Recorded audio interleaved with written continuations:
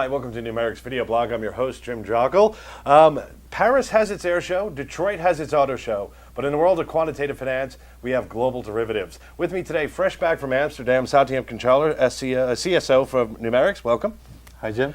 So, as the showcase of quantitative finance, usually thematically, it's the presentation of the best and the brightest of new models coming to market. And thematically, it's really been about volatility over the past couple of years, but really, risk has taken center stage, namely around funding and the implications of derivatives. Tell us about some of the sessions that you were going in and how this event has really changed.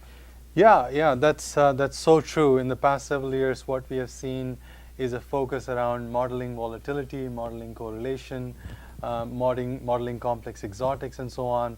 But what I found this time, and as has been the trend last year as well, there is such a focus on CVA, DVA, risk, as well as funding, as well as capital optimization, collateral, things like that, things which were focuses of the risk department or the back office or the technology department. These are what are coming into focus. As opposed to introducing new models, I see that all the discussion was really around implementing the existing models better, faster, making them more stable, making them scale, as well as taking the same analytic methods, the quantitative finance methods into risk analysis, namely market risk, credit risk, and CVA, DVA, potential future exposures, FVA, things of that nature. So let's focus on FVA a little bit because it's clearly one of the more debatable topics right now in quantitative finance and its role in valuation, especially in terms of traditional schools of thought, where one side is saying it's outside and shouldn't impact valuation from a more traditional method, and yet there seems to be a school of thought moving away from that. What kind of elements of the debate were being bounced around? Well, I think it's now pretty much understood and recognized by everyone that FVA is a necessary part of the valuation. In fact, John Hull was present and he had presented different points of view, and I think now there is general consensus that FVA itself is an important measure because the cost of funding is not something that we can ignore anymore, especially when interest rates are so low, returns are so low. The cost of funding, the few basis points here and there, they make all the difference, and institutions really need to be careful about the capital impacts and the collateral impacts of their decisions. So FVA is really center stage. In fact, there were multiple presentations, and just looking to the entire 3-day global derivative session, so much of the sessions, I would say more than 50% of the sessions were really focused around risk and analytic measures around CVA, DVA, etc.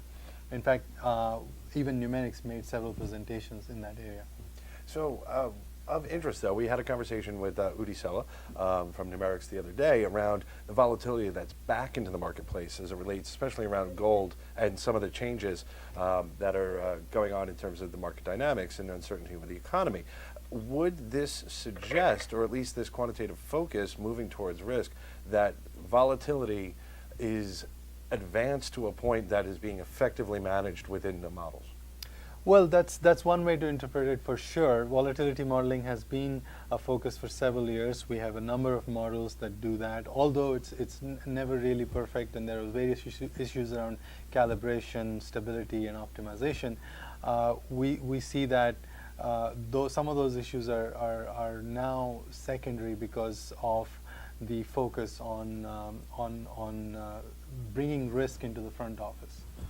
So in terms of bringing risk to the front office, going through the agenda, interesting presentation by Igor Jennison of Commonwealth Bank of Australia on the analytics server, a quant-friendly pricing and risk framework. I know that's something we talked about and something that we actually sell into the market. Can you give us some insights from that Yeah, session? sure.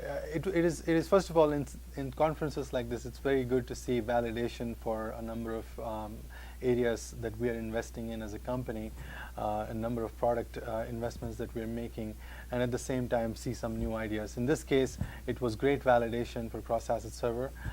Looks like this is an area that banks are starting to talk about now, an analytics server that's not Excel, that's not your front-to-back system, that's not your risk system. It's a separate piece of analytic enterprise server that's able to serve up cutting-edge analytics to all of the different desks and all of the different functions that exist within a bank. And another one that was very interesting, GPU acceleration for interest rate modeling in practice.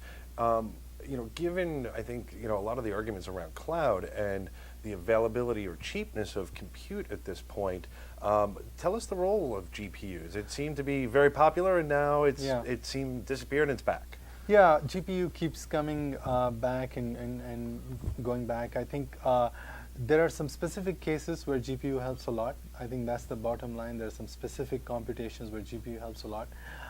But A, it is not general, and B, it requires you to really rethink and redesign your library from the ground up, which is a big investment in most cases. So what we're seeing is specific applications, but not wide adoption of GPU.